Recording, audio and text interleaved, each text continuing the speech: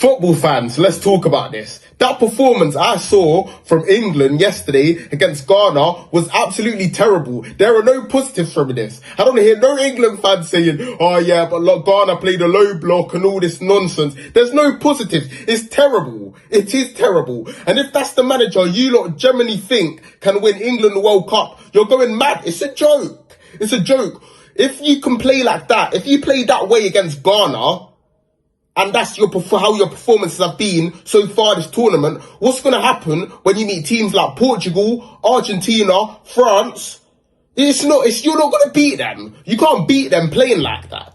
You can't get a result against Ghana, who, yeah, apart from Semenyo, there's not really anyone there that played yesterday that you can really, you can really talk about. There's not really anyone. So the fact that England got all these big dogs they talk about, we got one of some of the best players in the world, and you can't Declan Rice this and all this nonsense, and then you play like that, to me it's just terrible.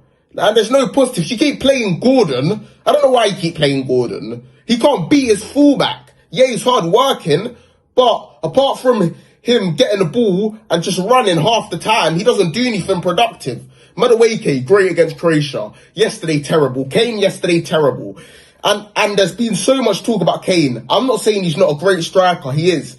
But in competitions and big competitions, international competitions for England, Kane's never done it. You can talk about how, yeah, he's great at club level. If he left Tottenham earlier, he would have won trophies. Yeah, 100%, that's true. And he's been great for Bayern this season. But every Bayern Munich striker you bring in scores you goals. So you can't really say that. Internationally, Kane's never done it for England. That's what people need to look at. That's just the matter of fact of it. So for me, like England, if you're going to play like that, you might as well just leave right now and just go back to England, because this performance ain't cutting it for me, man. They talk about so much about Tuchel's a winner, this, that, but playing like that yesterday didn't show me any winning mentality, to be honest with you. It didn't show me anything. It was just an utter disgrace, like. And Konsa even yesterday for me, I don't even think anyone was that good yesterday. Like, Guehi was good, Pickford didn't have much to do. But apart from that, I don't really... Jed Spence was good, but apart from that, I don't really think anyone else was... But Bellingham got the man of the match. Yeah, but Bellingham didn't play well. Oh, but he got it. But he didn't play well. And this is what I keep trying to tell people about agenda. Because Bellingham's always been good for England. He might make one or two couple passes a game. But to give him the man of the match, to me, is abysmal. I don't think he was amazing yesterday. Do I think he was bad? No. But do I think he's as good as he usually is? No. But man of the match for me, I think man of the match should have gone to the Ghana keeper. Me personally, I think man of the match should have gone to the Ghana keeper. But you didn't like the keeper from the start. No, from the start I did say... So why is he wearing pink top and he's... No, I didn't say that. 16 number? No, I only said why is he wearing a number 16 number, because goalkeepers don't wear 16. They normally wear 1 or different numbers. 16's an outfield player's number. So it's like, why is he wearing that? Because I thought he was just filling in as a keeper, but, he made some great saves and he kept us in the game. Yeah. So I think, if anything, man of the match should have been him. Yeah, you were right about that. What happened to Harry Kane yesterday? Terrible. And like I keep saying, they need to stop this agenda about Harry Kane. Harry Kane does it internationally. No, he doesn't. He's never done it internationally. Against France in the World Cup last year, quarterfinals, to score a penalty against Hugo Lloris to get us back into the game, skied it over the bar. Euros 2022 final, did nothing. 2018 World Cup, did nothing. So it's just that every 2020 Euros, did nothing. So that's what I'm trying to say to you. Internationally, Kane's never done it. Yeah, so what do you think England got wrong yesterday? I think they just didn't play their football. I feel like they started... Once you start off slow, it will take you a lot of time to build momentum and get yourself into the game. And there was times and glimpses where, yeah, England did look positive going forward. There was a couple times where they could have scored 100%. But because they started off slowly, it took them more time to adjust and grasp and get themselves into the game. I feel like that's the reason as well. I feel like the changes he made to the starting 11, Jed Spence had a good game. Gueye had a good game, so I'm not complaining about that. Yeah, but Them who should be two did well. starting? Gordon and the other one, Madueke. I think Rashford should be starting.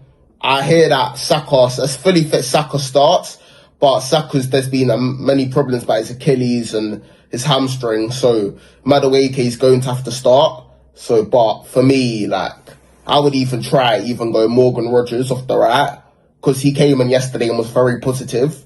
So I would even try to do that, but I don't know. So Tuchel is the Messiah, everybody said, before this World Cup. He got England through to the World Cup qualifiers, 100% record. Is he really the Messiah? No, because I'll say the reason why he's not the Messiah.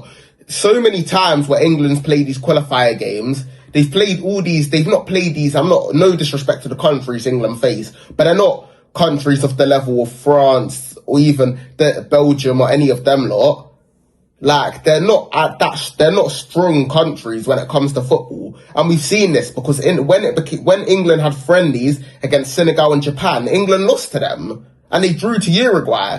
So if England are really as good as Senegal, and no, yeah, I said that they lost to Senegal and Japan, yeah. And they drew to Uruguay. So if England are as good as people say, if Tuchel's as good as people say, then you should be getting us a 3 out of 3 success rate against them countries. Look at the players that England have, and look at the players that all the other countries have. Japan, you can't name me 2 or 4. You can't name me 4 superstars in that team, but they play great counter-attacking football. They don't stay back. They go forward, play great counter-attacking football.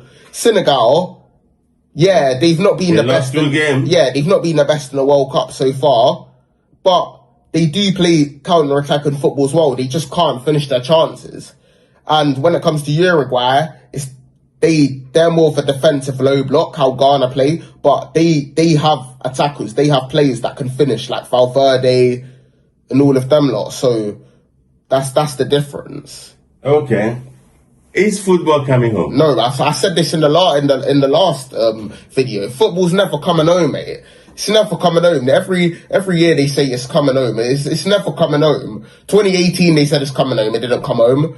2020 Euros, so we got to 2 back-to-back Euro finals and lost both of them. Then 2022 World Cup came bottles against France. It's never coming home. Really? It's never coming home. Okay, so how do you see the performance?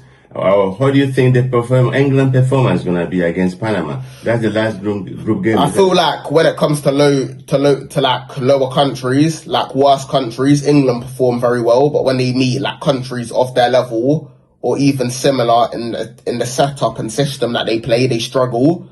So I feel like they will beat Panama, and everyone will be. I feel like they'll beat Panama 4-0. Everyone will be like, England are back. It's convincing. But if you can't do it against Ghana, then Panama's not really convincing to me, to be honest with you. All right, viewers, that's all we've got for you. You are listening to and viewing or watching Father, Son and Football podcast. So we thank you very much. If you like our content, like and subscribe. We are on TikTok as well. You see Father, Son and Football TikTok. So thank you very much for watching. Son, thank you very much. No problem, mate.